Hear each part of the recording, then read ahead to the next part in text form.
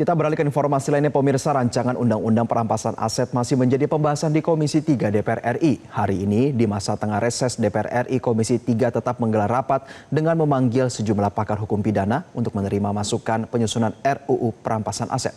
Untuk mengetahui informasi selengkapnya, kita bergabung dengan jurnalis Metro TV Rona Marina dari Gedung Parlemen Senayan, Jakarta. Rona, apa saja hasil RDPU Komisi 3 dengan para pakar hukum hari ini?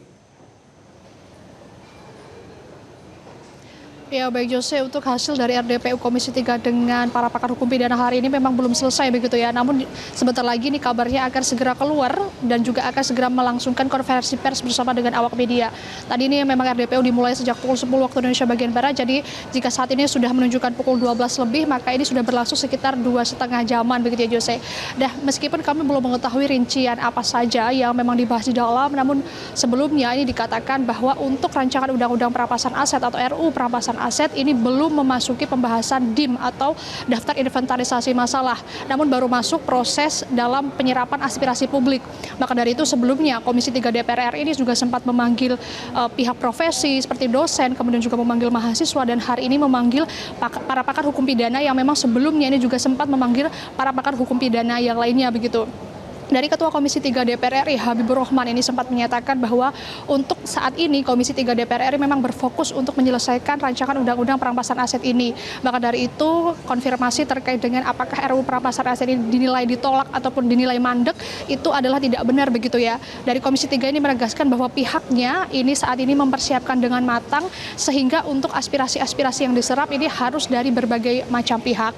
Nah Jose, apabila kami belum mengetahui terkait dengan rincian apa saja yang dibahas di dalam, namun memang dalam RDPU yang sebelum-sebelumnya dibahas oleh Komisi 3 mengenai rancangan Undang-Undang Perampasan Aset ini memang membawa 4 isu begitu ya. Yang pertama adalah due process of law, yang merupakan bagaimana aset dapat dirampas tanpa melanggar hak konstitusional seseorang.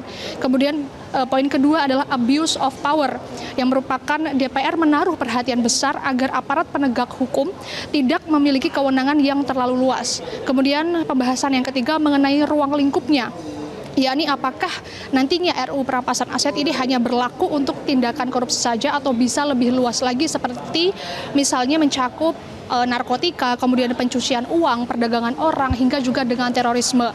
Dan yang keempat adalah isu mengenai pembuktiannya begitu ya. Apakah nanti bagaimana mekanisme pembuktian dari asal-usul harta, kemudian siapa yang memikul beban pembuktian, dan juga bagaimana perlindungan terhadap pihak ketiga yang beritikat baik begitu. Nah Jose, jika kita melihat bahwa hari ini ada 2 tokoh yang merupakan pakar hukum pidana yang diundang, dan keduanya ini merupakan pakar hukum pidana yang cukup terkenal begitu ya, yakni Junifer Girsang dan juga Magdir Ismail.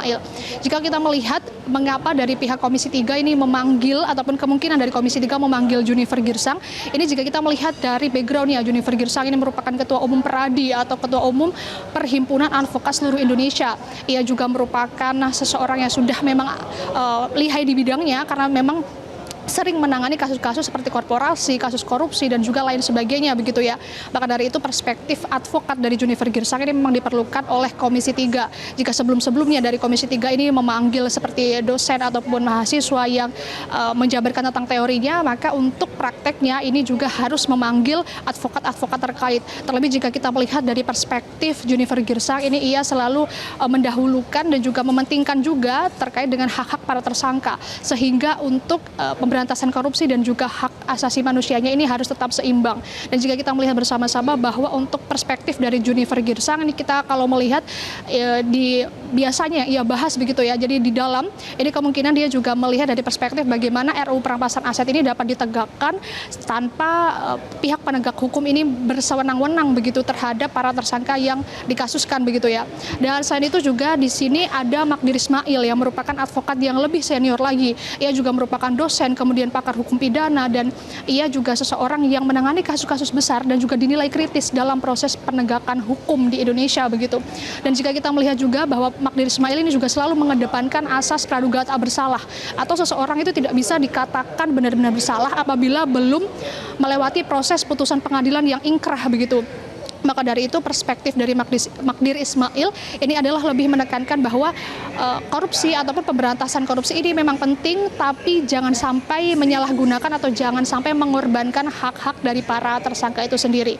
Maka dari itu Jose, kita sama-sama nantikan begitu ya, sebentar lagi konferensi pers dari pihak Komisi 3 dan juga pihak dari para pakar hukum pidana ini sendiri seperti apa hasil dari RDPU hari ini.